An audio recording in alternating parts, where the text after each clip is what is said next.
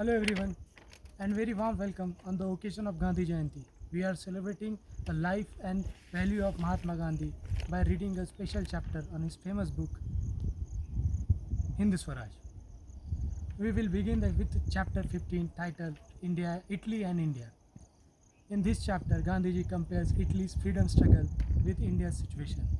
They teach us freedom is not just making rules, but uplifting the people thought with self rules, truth, and non-violence. So let's begin the meaningful journey together as we read chapter 15 Italy and India.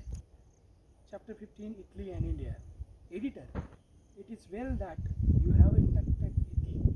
Mussolini was a great and good man. Garibaldi was a great warrior. Both are adorable. From their lives we can learn much. But the condition of Italy was different from that of India. In the first instance, the difference between Mussolini and Garibaldi is worth nothing. Mussolini ambitious was has not yet been realized regarding Italy. Mussolini has shown in his worthy on the duty of man that every man must learn how to rule himself. This has not happened in Italy. Garibaldi did not hold this view of Mussolini's. Garibaldi gave and every Italian took arms. Italy and Austria had the same civilization. They were cousins in the respect. It was a matter of it for that. Garibaldi simply wanted Italy to be free from the Austrian yoke. The mechanism of ministry conveyor disgrace that portion of this history of Italy and what has been result.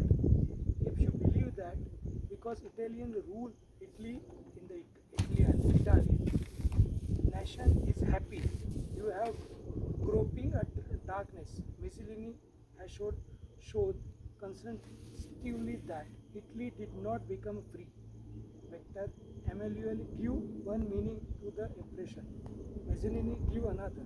According to the Emmanuel, conveyor and even Garibaldi, Italy meant the king of Italy and his henchmen. According to Mussolini, it meant the whole of the Italian people. That it is agriculture's emulations was only its sovereignty.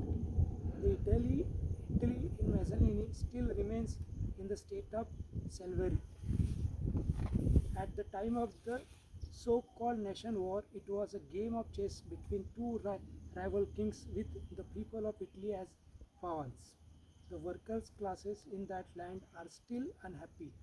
They, they, they therefore, including assassination, rise in the revolt and rebellion on their parties, always expected.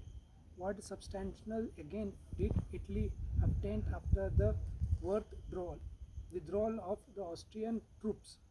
The gain was only nominal. The reform for the sake of which the war was supported to have been undertaken have not yet been granted. The condition of people in general still remains the same. I am sure you do not wish to reproduce such a condition in India. I believe that you want the millions of India to be happy, not that you want to rise a government in your hands. If that be so, we have to consider only one thing. How can the millions obtain self-rules? You will admit that people under several Indian princes are being Hindi ground down. The latter mercilessly crashed them. Their tyranny is greater than that of the English, and if you want such tyranny in India, they will shall never again agree. My patriotism does not teach me that I am to allow people to be crushed under the hell of Indian princes. If only the English retires, if I have the power, I should rise the tyranny of India princes just as much as that of the English.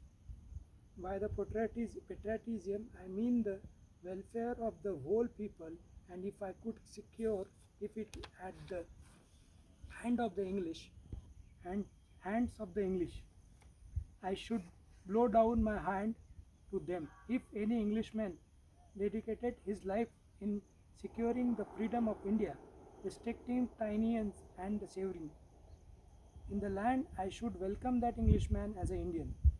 Again, India can fight like Italy only when she has arms. You have not considered the problem at all. The English are splendidly armed. That does not frighten me. But it is clear that to pit ourselves against them in arms, thousands of Indians must be armed. If such a thing be possible, how many years will take?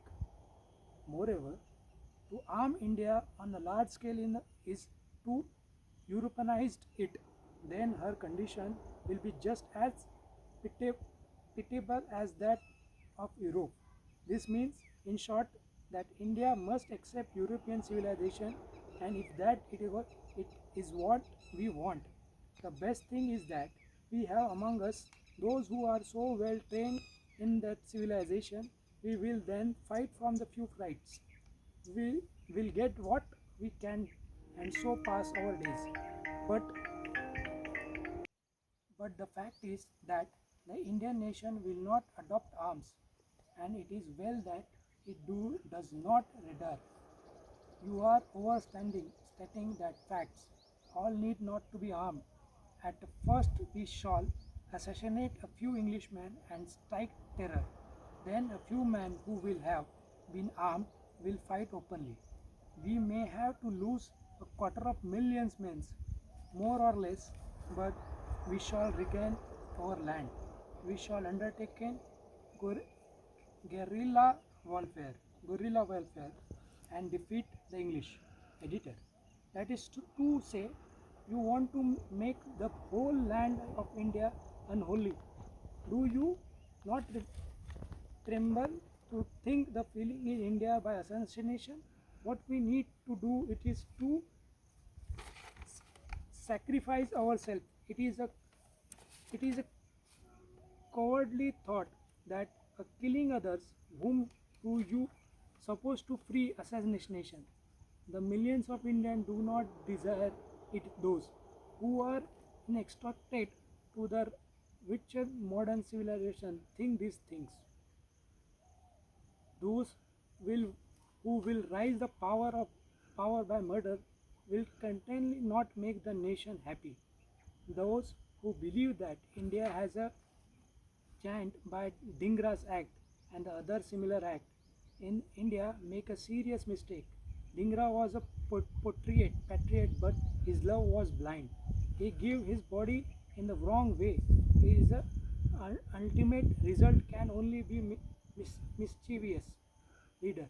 But you will admit that English have been frightened by those murders, and that Lord morally reforms are due the fear.